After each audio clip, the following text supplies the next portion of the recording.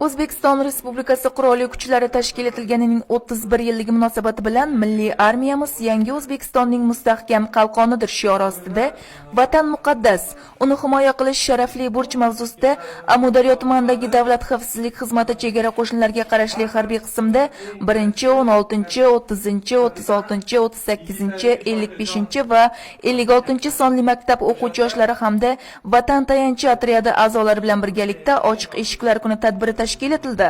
9 yanvar kuni bo'lib o'tgan tadbirda Davlat xavfsizlik xizmati chegara qo'shinlariga qarashli 9202-D harbiy qism komandirining tarbiyaviy va mafkuraviy ishlar bo'yicha o'rinbosari kichik serjant Sherzod Atayev, Mudofaa ishlari tuman bo'limi boshlig'ining tarbiyaviy va mafkuraviy ishlar bo'yicha o'rinbosari Zokir Sadullayev, Mudofaa vazirligi faxriylari va maktablarning chaqiriqqa qadar boshlang'ich tayyorgarlik bo'yicha rahbarlari qatnashdi. Tadbirda harbiylar tomonidan o'quvchilarga mamlakatimizda harbiy sohada amalga oshirilayotgan islohotlar haqida keng ma'lumot va tushunchalar berildi. Shuningdek, harbiy kasb mas'uliyati, mashaqqati hamda vatan himoyasi muqaddas burch ekanligi keng tushuntirildi.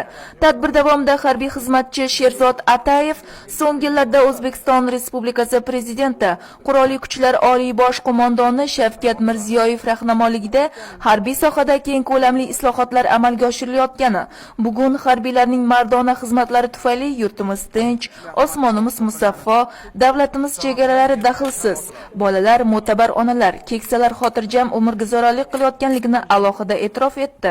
Shu bilan birga harbiy xizmatchilar tomonidan harbiy sohada erishilayotgan yutuqlar, davlatimiz tomonidan qilinayotgan g'amxo'rlik hamda askarlarga berilgan imkoniyatlar to'g'risida batafsil ma'lumotlar berdi. Undan tashqari, zamonaviy harbiy xizmatchi qanday bo'lishi kerakligini, bilim va ko'nikmalarga ega yoshlar harbiylikka tanlab olinishini ham tushuntirdi.